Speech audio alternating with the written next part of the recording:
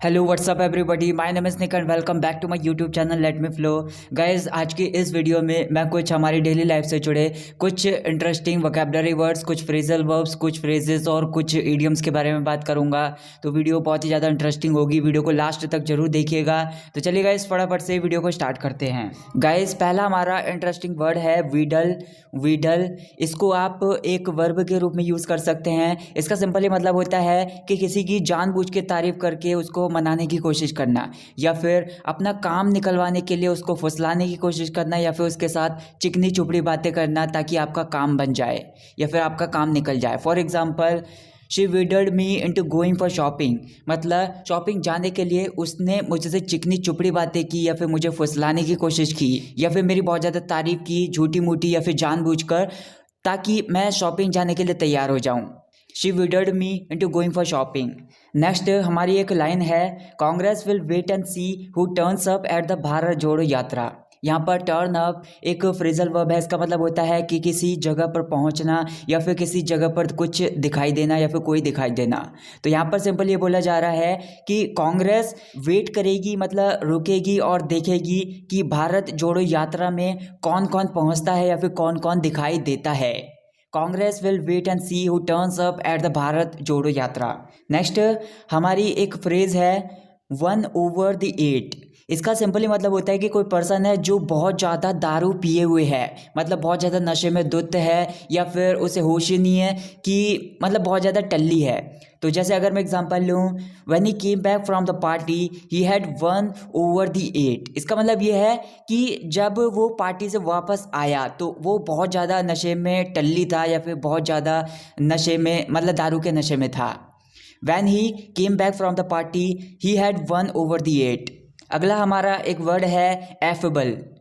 ये एक एडजेक्टिव है। इसका मतलब होता है कि कोई पर्सन है जो मिलनसार है, जिससे आसानी से बातें की जा सकती हैं, मतलब लोगों से मिलना जुलना उसको बहुत ज़्यादा पसंद होता है। ऐसे पर्सन के लिए बोल सकते हैं कि वो एफेबल है। For example, she was affable while talking to me, मतलब जब उसने मुझसे बात की या फिर जब वो मुझसे बात कर रही थी तो मुझे लग रहा था कि वो बहुत ज़्यादा मिलनसार है, या फिर लोगों से मिलना जुलना, लोगों से बातें करना, लोगों के साथ इधर टाइम स्पेंड करना बहुत ज़्यादा उसे पसंद है। She was affable while talking to मी।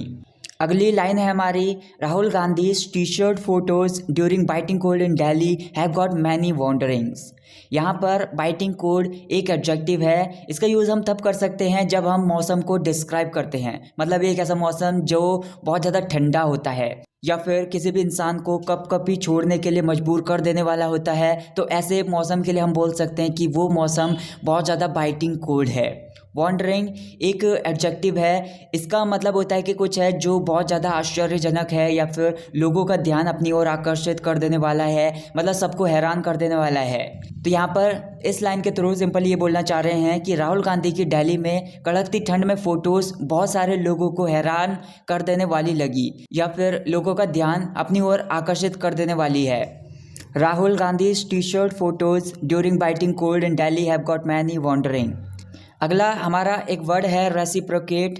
इसको एक वर्ब के रूप में यूज़ कर सकते हैं। इसका मतलब होता है कि जैसे दूसरे ने अपनी फीलिंग्स शेयर की है, ठीक वैसे ही अपनी फीलिंग्स किसी के सामने शेयर करना, या फिर जैसे दूसरे ने बिहेव किया है ठीक वैसा ही बिहेव उसके सामने करना। तो जैसे अगर मैं एग्जांपल लूँ, I invited Ashu's family to dinner and a week later Ashu reciprocated. इसका मतलब ये है कि मैंने आशू की फैमिली को या फिर आशू के परिवार वालों को डिनर पर बुलाया, डिनर पर आमंत्रित किया, और एक हफ्ते के बाद आशू ने बिल्कुल ठीक वैसा ही किया। मतलब जैसे मैंने डिनर पर उसको आमंत्रित किया था परिवार वालों के साथ, एक हफ्ते के बाद आशू ने भी मेरे परिवार वालों के साथ मुझे डिनर पर आमंत्रित किया। मतलब जैसा मैंने बिहेव किया था या फिर जैसे मैंने किया था ठीक वैसे ही उसने भी किया। I invited Ashu's family to dinner and a week later Ashu reciprocated। Next हमारी एक फ्रेजल वर्ब है चांस अपॉन। इसका मतलब होता है कि कुछ अचानक से ढूंढ लेना, या फिर कुछ अचानक से मिल जाना। For example, I chanced upon one of my school friends in the market. इसका मतलब यह है कि अपने स्कूल के दोस्तों में से एक दोस्त से मैं अचानक से बाज़ार में मिल गया, या फिर अचानक से मैंने अपने एक स्कूल के दोस्त को ढूंढ लिया। I chanced upon one of my school friends in the market। Next हमारी एक लाइन है, images of Congress leader ट्रजिंग along the streets of India have vowed social media on daily basis. यहाँ पर ट्रज सिंपल एक वर्ब है। इसका मतलब होता है कि अगर आप किसी जगह के लिए ट्रज करते हो तो इसका मतलब ये है कि आप उस जगह पर धीरे धीरे चलते हो, उस जगह की ओर धीरे धीरे जाते हो। वाव एक वर्ड है, वैसे तो ये एक एक्सप्लेनेशन है, लेकिन इसी वर्ड को आप एक वर्ब के रूप में भी यूज़ कर सकते हैं। यहाँ पर इस लाइन में इस वर्ड को एक वर्ब के रूप में ही यूज़ किया गया है। इसका मतलब ये है कि किसी के लिए बहुत ज़्यादा एक्साइटमेंट शो कराने के लिए इसका यूज़ कर सकते हैं, या फिर किसी के लिए बहुत ज़्यादा तारीफ करना, ऐसे सेंस में बोल सकते हैं। तो यहाँ पर सिंपल ये बोला जा रहा है कि भारत की सड़कों पर घूमते हुए कांग्रेस नेता जो राहुल गांधी हैं, उनकी तस्वीरों ने सोशल मीडिया पर रोजाना धमाल मचा रखा है। मतलब बहुत ज़्यादा इधर उधर वायरल हो रही हैं, बहुत ज़्यादा लोगों के बीच में शेयर की जा रही हैं। Images of Congress leader ट्रजिंग along the streets of India have vowed social media on daily basis. Next हमारी एक फ्रेज़ है, अ कोल्ड डे इन जुलाई। इसका मतलब होता है कि कुछ ऐसा जो कभी होने वाला नहीं है, आपको पहले से ही पता है कि ऐसा कभी नहीं होने वाला है, तो उस सिचुएशन के लिए, उस कंडीशन के लिए आप इसका यूज़ कर सकते हैं। तो जैसे एग्जांपल है, it will be a cold day in July when I stop thinking about her. इसका मतलब ये है कि जब मैं उसके बारे में सोचना बंद कर दूंगा तो ऐसा कभी नहीं होने वाला है। मतलब ऐसा कभी नहीं होगा कि मैं उसके बारे में सोचना बंद कर दूंगा, ऐसा आप किसी को बता रहे हो। It will be a cold day in July when I stop thinking about her. Next हमारी एक ईडियम है, बी ऑन गार्ड्स। इसका मतलब होता है कि किसी खतरनाक सिचुएशन से सावधान रहना, या फिर किसी के द्वारा बेवकूफ़ ना बना दिए जाना, ऐसे सेंस में बोल सकते हैं। तो जैसे एग्जांपल है, you always have to be on your guards against pick pockets. Pick pockets का मतलब होता है कि ऐसे चोर जो जेब काट लेते हैं, या फिर ऐसे बोल सकते हैं जो जेब कतरे होते हैं। तो यहाँ पर सिंपल ये बोला जा रहा है कि तुम्हें हमेशा जेब कतरों से सावधान रहना होगा। You always have to be on your guards against pick pockets. अगला एक वर्ड है हमारा, चॉम्प। इसको एक वर्ब के रूप में यूज़ कर सकते हैं। इसका मतलब होता है कि खाने को ज़ोर ज़ोर से आवाज़ करते हुए चबाना, या फिर खाने को ज़ोर ज़ोर से आवाज़ करते हुए खाना। जैसे अगर मैं एग्जांपल लूँ, I don't like the way he champs the food. मतलब जिस तरीके से वो खाने को ज़ोर ज़ोर से चबा चबा कर खाता है, या फिर ज़ोर ज़ोर से चबाता है, तो मुझे वो तरीका उसका अच्छा नहीं लगता। I don't like the way he champs the food. Next हमारा एक वर्ड है, सीमिंगली। इसको एक एडवर्ब के रूप में यूज़ कर सकते हैं। इसका मतलब होता है मालूम होता है, या फिर साफ साफ कुछ दिखाई देता है, या फिर ऐसा प्रतीत होता है, इन सेंस में इसका यूज़ कर सकते हैं। तो जैसे अगर मैं एग्जांपल लूँ, seemingly she is not interested in talking to you.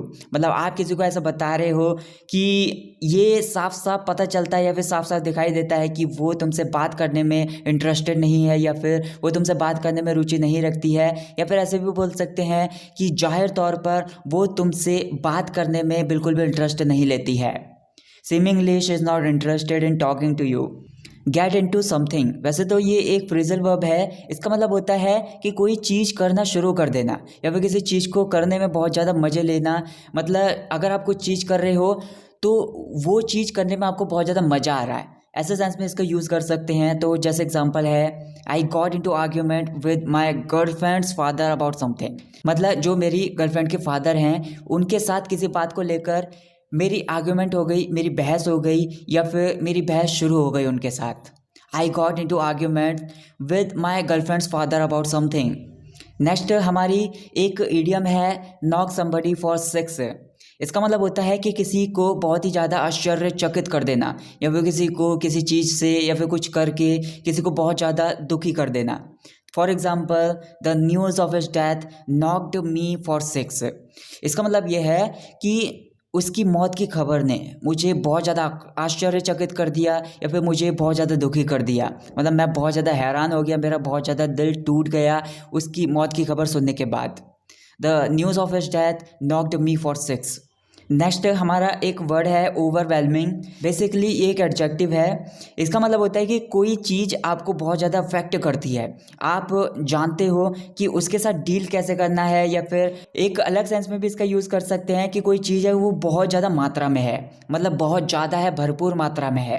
For example, why do you show her your overwhelming worries when she doesn't understand your feelings. इसका मतलब ये है कि तुम बहुत ही ज़्यादा मात्रा में अपनी चिंताएं या फिर तुम भरपूर मात्रा में अपनी चिंताएं उसको क्यों दिखाते हो या फिर उसके साथ क्यों शेयर करते हो, कि जब तुम्हारी वो फीलिंग्स की कदर नहीं करती या फिर तुम्हारी भावनाओं को वो बिल्कुल भी नहीं समझती है, तो तुम अपनी भावनाओं को या फिर अपनी चिंताओं को उसके सामने क्यों दिखाते हो? Why do you show her your overwhelming worries when she doesn't understand your feelings? So that's it guys for this video. Guys अगर आपने ये वीडियो यहाँ तक देख ली है तो मैं चाहता हूँ कि आप कमेंट्स में 131 टाइप करके मुझे कमेंट करके बताइए, और आपके जो भी डाउट्स हैं, आपके जो भी वर्ड्स हैं, आपके जो भी सेंटेंसेस हैं जिनमें आपको डाउट है उनको मुझे कमेंट करके बताइए। मैं ज़्यादा से ज़्यादा वीडियोज़ बनाऊँगा, आपके डाउट्स को क्लियर करूँगा। अगर आपको ये वीडियो पसंद आई तो वीडियो को ज़्यादा से ज़्यादा लाइक कीजिए, ज़्यादा से ज़्यादा शेयर कीजिए, चैनल को सब्सक्राइब करना ना भूलें। Thank you so much for watching this video. I will catch you in the next video. Take care.